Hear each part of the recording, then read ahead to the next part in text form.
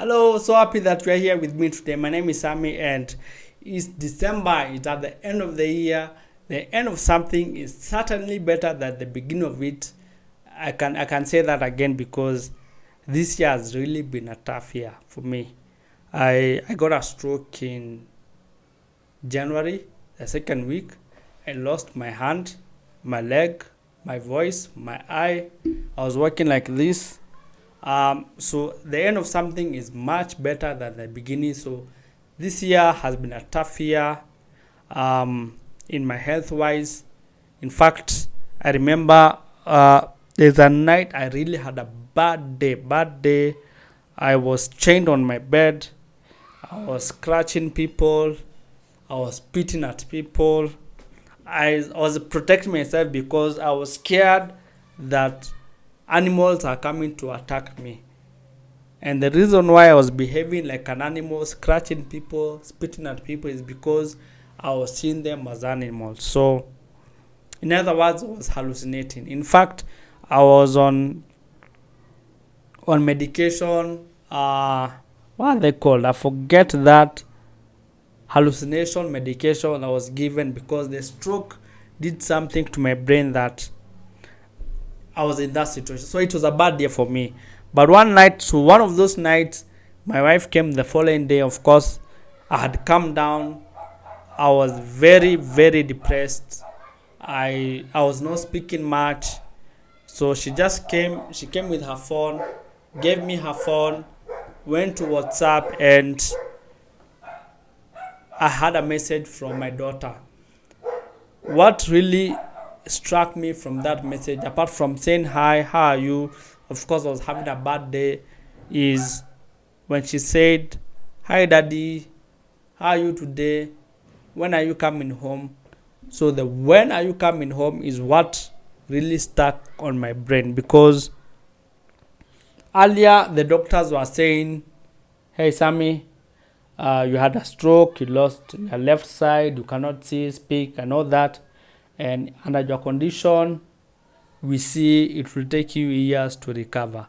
Of course, you need to do a lot of exercise, but even with exercise, it will take you years to recover." So that's what they were telling me here. And then my wife here is telling me, "Don't worry, everything will be okay. You're just going through a season." And I'm here, I'm thinking to myself, how can everything be possibly be okay? I'm the breadwinner. I have two kids, they're looking up to me, and I'm here tied on my bed. I'm wearing a diaper. I cannot speak. I cannot even eat. They have to dig a hole in my stomach. I cannot even walk. And yet she's telling me that everything will be okay. So I was very conflicted. Here I'm being told everything is going to be okay.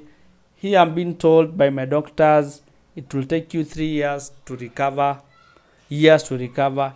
And here my daughter is asking me, when am I coming home? So that night I couldn't sleep. I was just thinking about, Sammy, you're in this situation, you're paralyzed, you are useless, you are hopeless, you can't recover.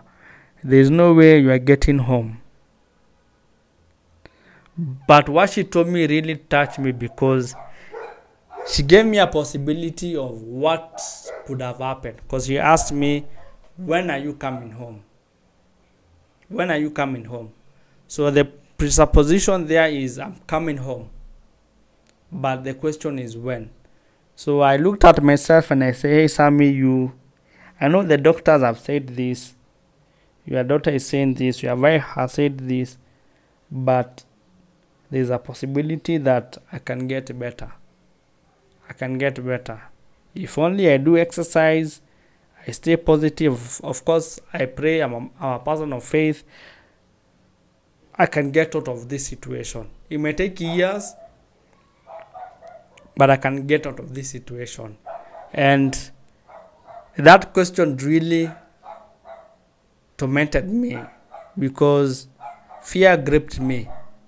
And the biggest fear for me was the fear that I failed my daughter, the fear that I failed myself, the people that I work with. Actually, that was the biggest fear I had. Of course, there was a fear of rejection here because I'm on a wheelchair, I'm on diapers. How will I be accepted by others? I cannot speak. I can't go back to what I am used to doing, which is coaching, which requires you to speak. I have to be fed like a baby. So that was a big fear also. But the biggest fear for me was the fear of failure. So at the end of the year, I'm looking back, reflecting how the year has been, and here I am, very grateful. I can move my hand, as you can see. I can wave. I can walk. I can talk. I can drink this water. This was very, very hard. In fact, they had to drill a hole in my stomach, so that was very hard. And I can do everything I can do. But what's my point here? I'm here just to tell you, even though you started the year badly, in whichever area of your life, marriage, health, education, business, career, it's not impossible for you to end it well. Truly, the end of something is much better than how it began. So you may feel like I did, that I've wasted my year, and I'll share about that later.